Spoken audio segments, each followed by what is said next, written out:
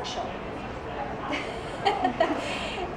And people said, yeah, right.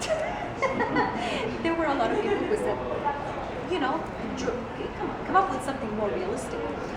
And then I said, no, you know what, I'm going to give it a try. So what I did, I went back to journalism school.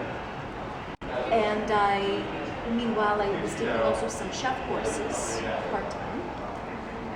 And I sort of figured that maybe that would be the way for me to get to where I want to be.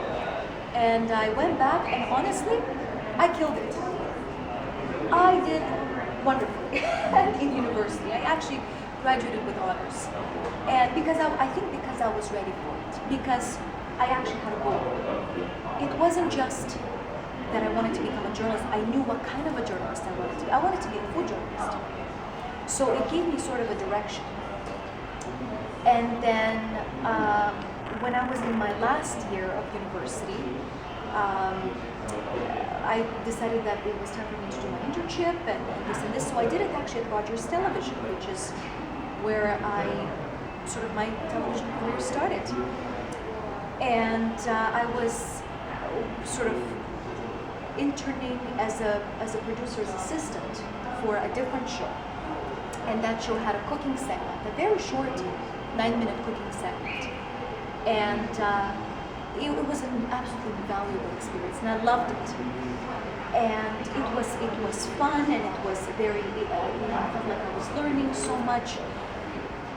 But I still felt like I wasn't really maybe getting to do what I really wanted to do, right? Which I wanted to be on camera. I wanted to actually cook on camera. But I knew that I needed to wait for the right time. And the right time came when one morning, actually, my producer, whose assistant I was, called in sick. And that morning, and it was a live show, going to air at 10 o'clock in the morning. And that morning she called in sick, and I was the only one who had access to all the material that I was prepping, that she was prepping, and that basically the entire team was prepping. And I somehow knew that this was my time to basically take everything in my own hands and to sort of almost be the producer.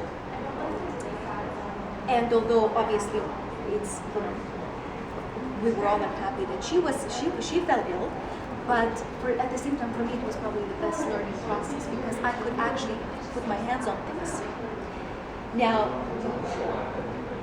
that was sort of something that gave people the understanding that, you know what, they can trust me, that I know something. And I wasn't afraid to ask questions. And I think this is one of the most important things, is that you always have to ask questions. You should never be afraid to go to right people and to say, you know what, this is how I want it to look, but how do I do this? How do I get there? Anyway, but I still wasn't cooking. So I said, and I sort of expressed the desire to do that 9-minute cooking segment. But they said, well, and they sort of were hesitant about it because they said, but you know what, you don't have a website, and we usually would feature chefs who have restaurants, at least if you would have a website. And in about a week I came up with a blog. And then when